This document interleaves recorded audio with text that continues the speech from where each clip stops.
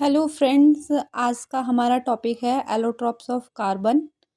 इससे पहले हम कार्बन के नोमेनक्लेचर, आईयूपीएसी नेम, उनके एग्जाम्पल वो सब कर चुके थे। लास्ट टॉपिक में हमने इथेनॉल की प्रॉपर्टी विद रिएक्शन डिस्कस की थी। आज का हमारा न्यू टॉपिक है एलोट्रॉप्स ऑफ कार्बन।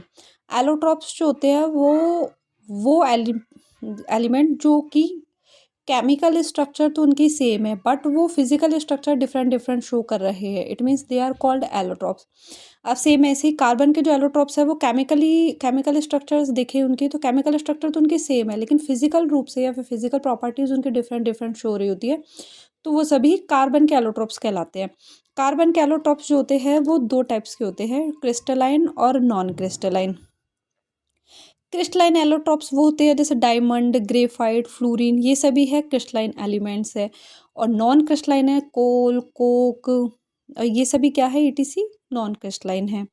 अब इसमें हमारा फर्स्ट टॉपिक है डायमंड।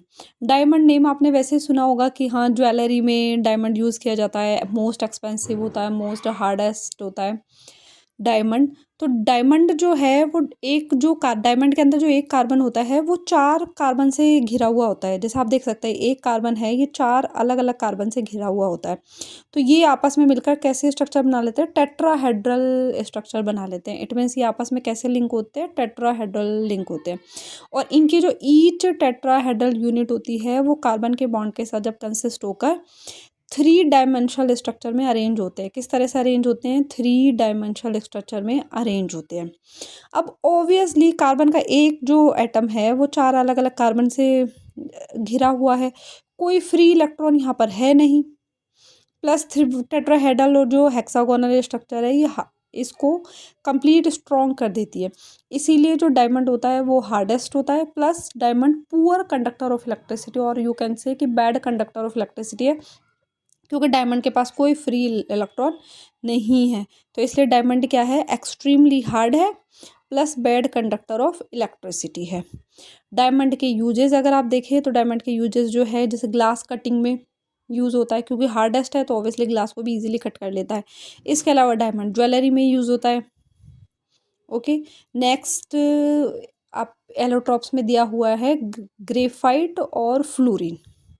यहाँ पर डायमंड में आपको मोस्ट जो लाइन है वो आपको कंप्लीट लर्न करनी है।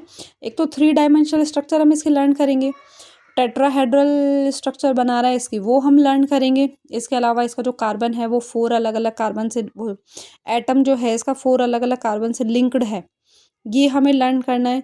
Plus bad conductor of electricity है, ये हमें लर्न करना है। एक्सट्रीमली हार्ड है, ये हमें लर्न करना है। बाई चांस अगर वो पूछ लेता है कि डायमंड के यूजेस, तो ज्वेलरी तो हम सबको पता ही है कि हाँ ज्वेलरी में यूज हो रहा है। ग्लास कटिंग और रीड कर लेना, रिमेम्बर कर लेना। इसके बाद जो हमारा नेक्स्ट टॉपिक है वो है ग्रेफाइट। ग्रेफाइट आप देख सकते हैं कि ग्रेफाइट में क्या होता है कि ग्रेफाइट के बारे में अगर आपने पढ़ा हो तो नॉर्मली पेंसिल में यूज होता है। ग्रेफाइट में थ्री जो कार्बन जो होता है, एक कार्बन वो थ्री कार्बन से घिरा हुआ होता है।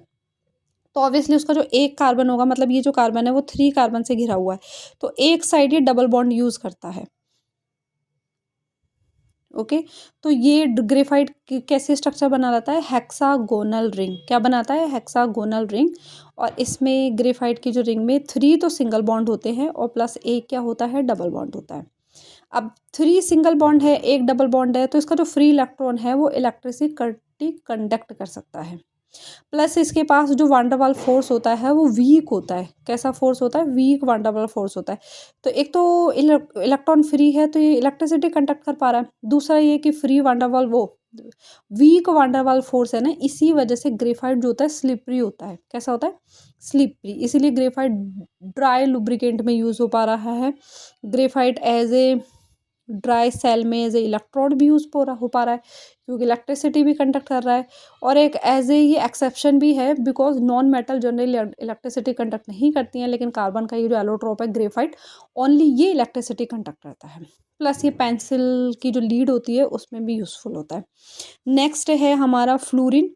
फ्लोरीन जो है वो कार्बन जो है वो 16 कार्बन को कंटेन करके रखता है, तो इस मीन्स वो एक फुटबॉल जैसे स्ट्रक्चर बना लेता है। इसमें 20 तो हेक्सागोनल रिंग होती हैं और 12 पेंटागोनल रिंग होती है। इसमें से टोटल कितनी होती है 32 होती है, 20 हेक्सागोनल होती है और 12 पेंटागोनल होती है। ये नाइदर तो वेरी हार्ड है नॉर वेरी सॉफ्ट है फ्लोरीन।